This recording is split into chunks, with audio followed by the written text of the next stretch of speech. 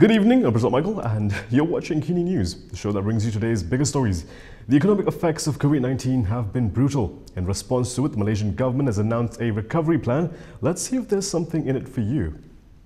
Prime Minister Muhyiddin Yassin today announced Putrajaya's latest economic recovery plan, which will involve wage subsidies, upskilling, tax holidays for investors, grants and other incentives. Muhyiddin said these measures were contained in the Penjana Semula Ekonomi Negara, or Penjana for short, which will involve 10 billion ringgit in direct fiscal injection. Strategi kerajaan dalam menangani cabaran COVID-19 merangkumi 6 pendekatan atau dikenali sebagai 6R, iaitu ketegasan, dalam bahasa Inggerisnya resolve, ketahanan, resilience, memulakan semula ataupun restart, pemulihan, yakni recovery, memperkasa, revitalize dan menyusun semula reform. Kita bakal memasuki tahap keempat sekarang ni, iaitu pemulihan ataupun recovery.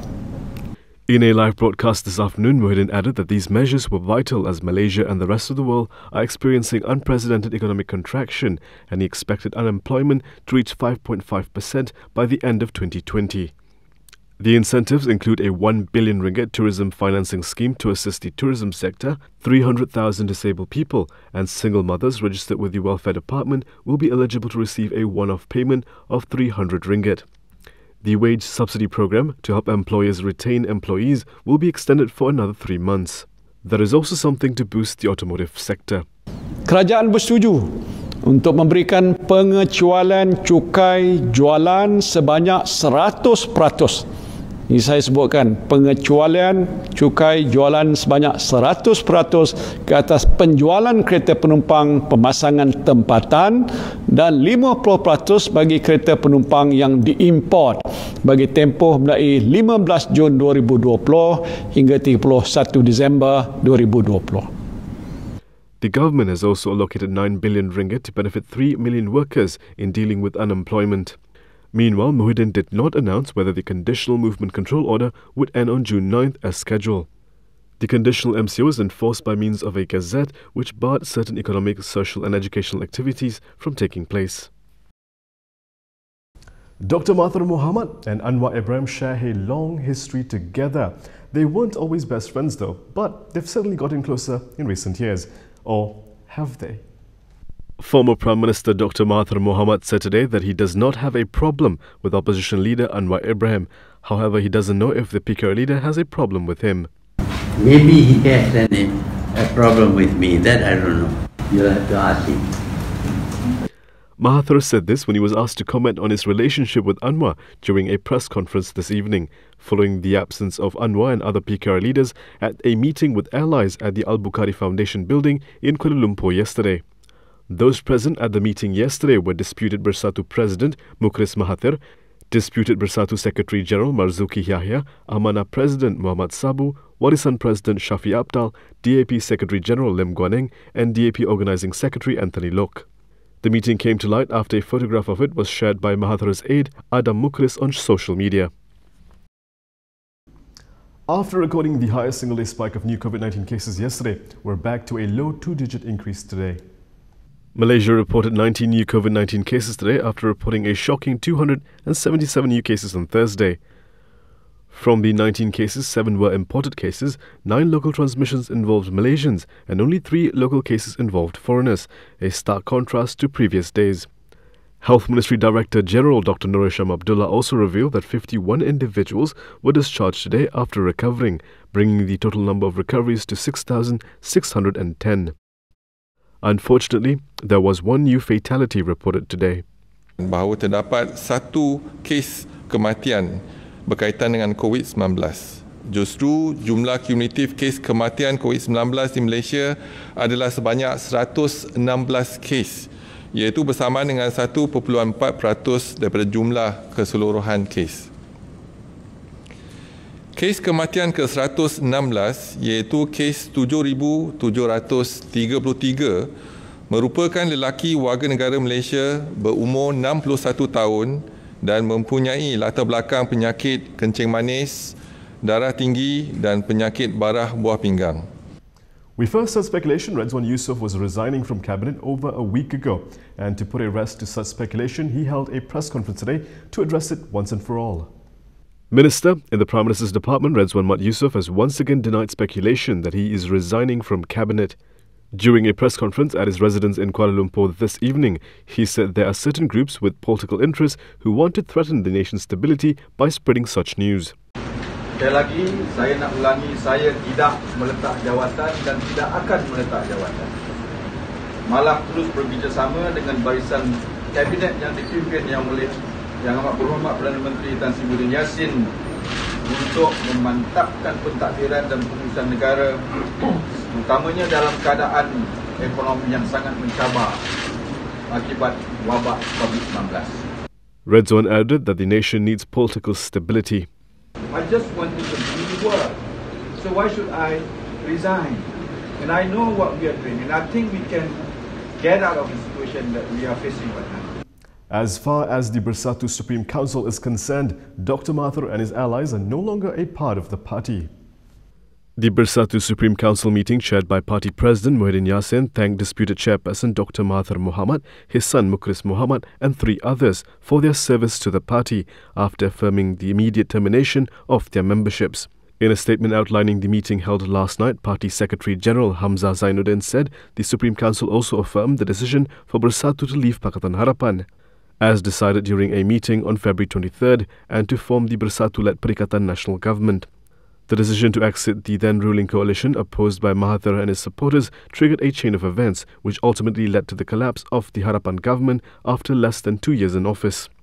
On May 28th, Mahathir, Bersatu Deputy President Mukhlis, Bersatu Youth Chief Syed Sadek Syed Abdul Rahman and Bersatu Supreme Council members Mazli Malik and Amiruddin Hamzah had their memberships nullified for sitting on the opposition bench during the Dewan Rakyat sitting on May 18th.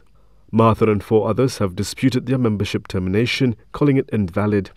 The Supreme Council further affirmed Hamzah Zainuddin's appointment as Secretary General on March 26th after the removal of his predecessor Marzuki Yahya via a letter dated March 18th in accordance to party constitution.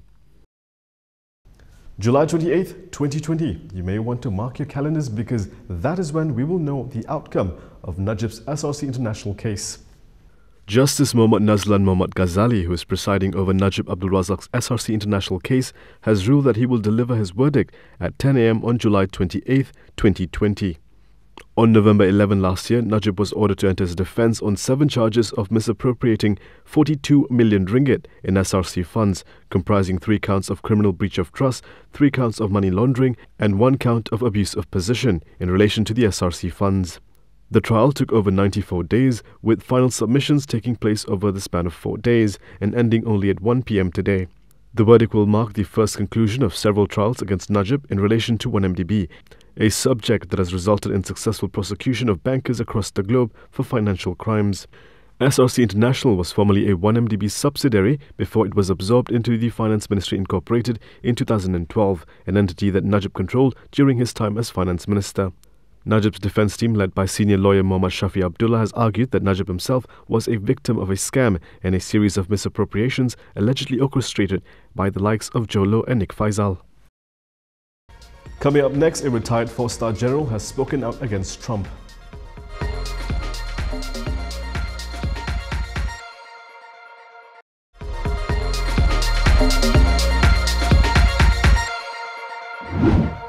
US President Donald Trump has faced condemnation from a respected former leader of America's armed forces. Former US Defense Secretary James Mattis broke his silence on President Donald Trump and roundly denounced a military response to the country's civil unrest. In a statement published this week, he also called Trump a threat to the Constitution. Accusing the president of trying to divide America, Mattis said, quote, "Donald Trump is the first president in my lifetime who does not try to unite the American people, does not even pretend to try." They're the strongest remarks so far from a former Pentagon leader over Trump's response to nationwide protests over the police killing of George Floyd. The president has threatened to deploy troops to end violent dissent, settling off alarm bells within the US military and Congress. Mattis argued that ramping up militarization in response to the protests could set up a, quote, false conflict between the US military and civilian society. Mathis also criticized U.S. military leadership for participating in Trump's Monday photo op outside a church near the White House. Law enforcement, including the National Guard, cleared out peaceful protesters, which Mathis called, quote, an abuse of executive power. Mathis resigned as Trump's defense secretary in 2018. In Wednesday's statement, Mathis also criticized current Defense Secretary Mark Esper for using the words battle space to describe the sites of protests across the U.S. Esper said Wednesday he did not support deploying active forces to quell civil unrest for now. The option to use active duty forces in a law enforcement role should only be used as a matter of last resort and only in the most urgent and dire of situations. Trump has responded to Mathis, tweeting that, quote, I did not like his leadership style or much else about him, and many others agree. Glad he is gone. Martin Luther King III and his family were seen during a memorial service for George Floyd following his death in Minneapolis police custody. Prominent civil rights activist Reverend Al Sharpton told mourners on Thursday that George Floyd's fatal encounter with police and the nationwide protests his death ignited marked a reckoning for America over race and justice, demanding, quote, get your knees off our necks. Memorial tributes for Floyd in Minneapolis, where he was killed on May 25th, and in New York City's borough of Brooklyn, a major flashpoint of demonstrations stirred by his death, came as protesters turned to the streets of several U.S. cities for a 10th straight day, including Atlanta, Washington, D.C., Denver, Detroit, and Los Angeles. The gatherings, for the most part, were orderly, in contrast to several previous nights punctuated by sporadic arson, looting, and clashes between protesters and police. The change in mood reflected a determination voiced by many protesters and organizers in recent days to transform outrage over Floyd's death into a renewed civil rights movement, seeking reforms to America's criminal justice system. It is our job to let the world know when we see what is going on in the streets of this country and in Europe, around the world, that you need to know what time it is.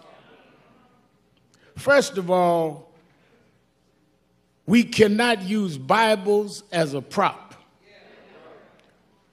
And for those that have agendas that are not about justice, this family will not let you use George as a prop.